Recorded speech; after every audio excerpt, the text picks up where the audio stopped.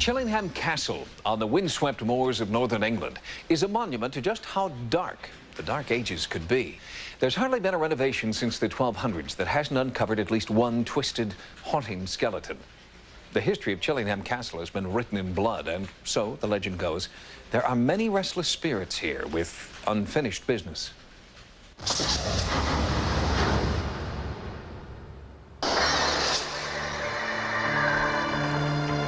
It's not a feeling that there's somebody there. It's a feeling that you're not alone, which is slightly different. I've never seen any ghost, but you don't have to see a thing to believe it. You can know a thing is there without seeing it.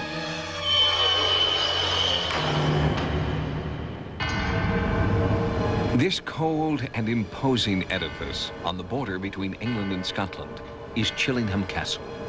Built by the descendants of William the Conqueror, the castle is inextricably bound to the warfare, torture, and murderous passion of British history. In a letter dated 1520, even the mighty Spanish Armada is warned to stay away from Chillingham or come prepared to fight to the death. The family crest reflects the dark and dangerous forces that are the legacy of Chillingham. The Wakefield bat flies over the castle, and real bats fly around within. And even the present-day owner, Sir Humphrey Wakefield, admits there is an air of evil here. The atmosphere is right for ghosts, in a way. To me, it would be much more extraordinary to have no spirits floating around here after all the excitement and the horror and the glory and the glamour and the history and the heartache that's been here sort of undisturbed.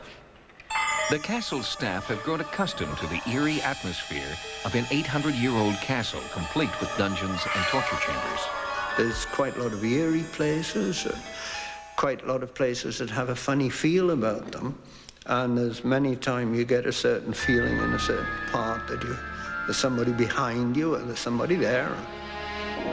These are the skeletons in Chillingham's closet, the real remains of countless enemies who endured torture so unspeakable that the screams of prisoners begging for death could be heard throughout the castle. This dungeon was called the oubliette, from the French word for forgotten, because that is precisely what happened to prisoners who marked their final days here. At Chillingham Castle, there certainly was torture within the walls. And the main one really was if they were taken prisoner for information, in which case they would be taken into the dungeon above the oubliette. Then they lifted the lid of the oubliette and threw them down. They'd fall onto dead bodies that had been there for a while.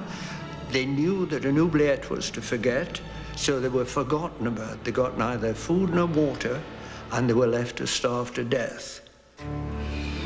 Tony Cornell is the UK's preeminent ghost investigator and has spent more than 30 years trying to develop the study of spiritual contact into a bona fide science. Sightings asked Cornell to inspect Chillingham for hard evidence of paranormal activity. As for Chillingham, is it haunted? Good question. I don't think there's any doubt whatever. Yes, it is. Very haunted. In over 800 investigations, Cornell has searched for scientific methods to quantify decidedly unscientific phenomena. And I think that the scientist's attitude that it's rubbish, which a lot of them think it is a very unscientific attitude.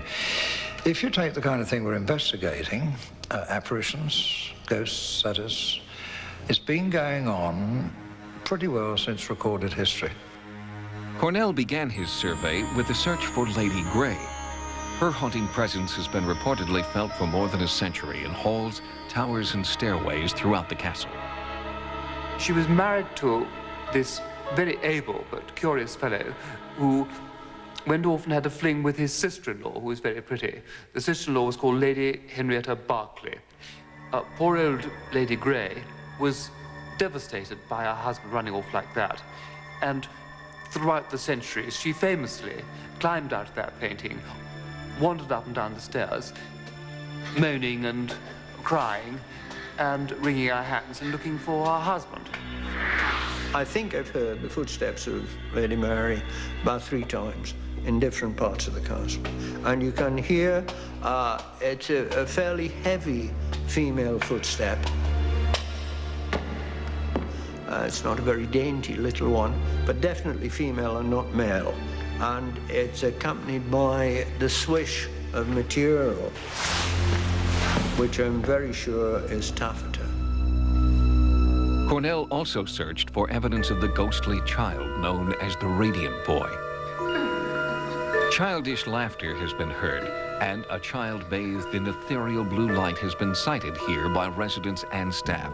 In the pink room, the temperature used to drop, and then a bright light started to build up in one corner beside the fireplace, and in the center of the light you start to make out the shape of a boy, and he was dressed in period garments, in sort of apparently a blue silky type of material with knee breeches. And all he did, he just walked across the room and went through the wall. Photographing a ghost here should be like shooting fish in a barrel, but Sir Humphrey has no such illusions. It's quite difficult to get Chillingham Castle ghosts to perform when an expert is there. Of course, normally I think the spirits shy off and say, we don't want to play games. Cornell knows that ghosts don't perform on demand, but he's prepared in case one does during his overnight vigil. What we want to do is get it on record, get it on other instrumentation. Now, surround myself with equipment. I'll use a tape recorder in case there's any footsteps or sound. I'll use a video camera, which will be switched on by infrared if there's any interference with the infrared. What I want to do is find out whether there are any cold spots, so I've got to measure rapid changes of temperature. I shall also try and use some form of electrical detection, because the ghosts may be generated by some form of electrical disturbance. And the whole idea is to put it on record.